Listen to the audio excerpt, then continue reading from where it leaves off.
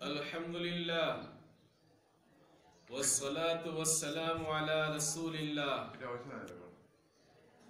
وعلى جميع من قام بإحياء سنة رسول اللہ اما بعد معزز سامعین و ناظرین، یہ بہت افسوس کی بات ہے کہ جب انہوں نے پہلی مرتبہ بولا تھا کہ امام مالک نے محمد بن اسحاق کو دجال کہا ہے،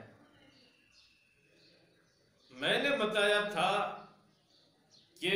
ابن اسحاق کو جو امام مالک نے دجال کہا ہے اس کا پہلا جواب لا یثبت، وہ ثابت نہیں۔ دوسرا جواب تھا جسے ابن الحمام حنفی ہی نے دیا تھا کہ وَلَوْ ثَبَتَ لَمْ يَقْبَلْهُ أَهْلُ الْعِلْمِ، اگر یہ ثابت بھی ہو جائے تو اسے علماء نے قبول نہیں کیا۔ اگر ہم یہ دونوں مان بھی لیں کہ وہ ثابت ہے اور اہل علم نے اسے قبول بھی کیا، اپنی کتابوں میں نقل کیا، لیکن میں نے علامہ ابن الحمام محقق علی الاطلاق صاحب فتح القدیر کے حوالے سے بتایا تھا کہ امام مالک نے اپنے اس قول سے رجوع کر لیا ہے۔ دیکھیے فتح القدیر، پھر ریپیٹ کر رہا ہوں، پھر دہرا رہا ہوں کہ فتح القدیر صفحہ نمبر 228 جلد نمبر 1 دار الفکر بیروت مطبع، اس میں یہ آیا ہے، اب غور سے سننا، وَإِنَّا مَالِكًا رَجَعَ عَنِ الْكَلَامِ فِي ابْنِ إِسْحَاقَ وَاسْتَلَحَ مَعَهُ وَبَعَثَ إِلَيْهِ هَدِيَّةً، کہ امام مالک نے ابن اسحاق کے بارے میں جو بات چیت کہی تھی، مثلا انہوں نے دجال کہا تھا، امام مالک نے اس سے رجوع کر لیا، وَاسْتَلَحَ مَعَهُ، ان کے ساتھ صلح کر لی، وہ بَعَثَ إِلَيْهِ هَدِيَّةً، اور ان کے پاس تحفہ اور گفٹ بھی بھیجا۔ سوچئے امام مالک نے بالفرض اگر کہا بھی تھا، امام مالک نے رجوع کر لیا، اپنے اس قول کو واپس کر لیا، تو اب ہمیں اس سے یہ سیکھنے کی ضرورت ہے کہ جس نے امام مالک کے پہلے والے قول کو بیان کیا ہے، اب ان کے اوپر یہ ضروری ہے کہ امام مالک نے جو رجوع کیا ہے اس رجوع والے قول کو بھی یوٹیوب کے مادھیم سے بتائیں، اس سے رجوع کریں، توبہ کریں، کیونکہ یہی امام مالک نے کیا۔ تو حقانی عالم، ایک منصف اور ایک صحیح انسان کی علامت یہ ہوتی ہے کہ وہ اپنی غلطی مانے۔ لہذا معاند صاحب،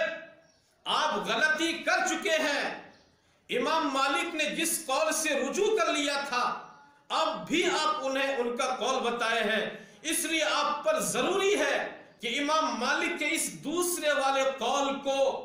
لوگوں کے سامنے بیان کریں، اور جہاں جہاں پہ آپ کا پہلا والا ویڈیو پہنچ چکا ہے ان تمام جگہوں میں اسے پہنچانے کی کوشش کریں، ورنہ اگر پہنچائے نہیں تو اگر کل قیامت کے دن امام مالک نے تمہارا دامن پکڑ لیا اور یہ کہہ دیا کہ اے فلاں، اے معاند، جب میں نے اپنے قول سے رجوع کر لیا تھا اب تم نے میرا قول وہ کیوں بتایا، تو تم خدائے قدیر کی بارگاہ میں، خدائے قہار کی بارگاہ میں، خدائے رب ذوالجلال والاکرام کی بارگاہ میں کل قیامت کے دن تم کل کیا جواب دو گے۔ اس لیے میں بالکل نرمی کے ساتھ کہتا ہوں، بالکل نرمی کے ساتھ کہتا ہوں کہ توبۃ السر بالسر والعلانیہ بالعلانیہ، یعنی جب گناہ چھپے ہوتا ہے تو اس کا توبہ بھی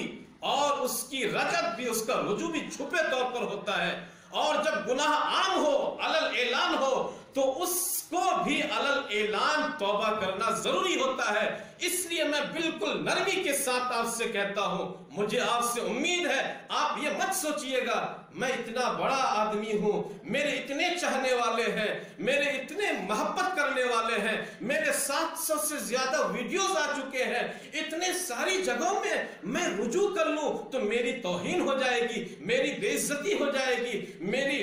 بے عزتی ہو جائے گی, میرا انسلٹ ہو جائے گا. ایسی چیزوں کو دل میں مت لانا, بلکہ ان تمام چیزوں کو بالائے طاق رکھ کر کے اپنے دل میں خدا کا خوف پیدا کر کے, رسول سے شرم پیدا کر کے, ورنہ اگر تم نے اگر خوف خدا پیدا نہیں کیا, تمہارے دل میں خشیت خدا بندی نے جنم نہ لیا, تو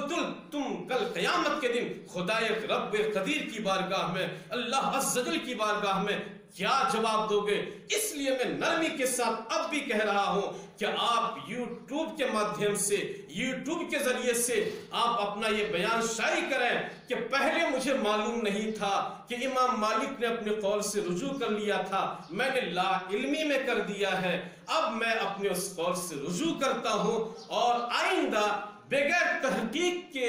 بغیر ریسرچ کے, بغیر کتابوں کو ڈھونڈے کوئی بھی بات نہیں کہوں گا. وما علینا الا البلاغ.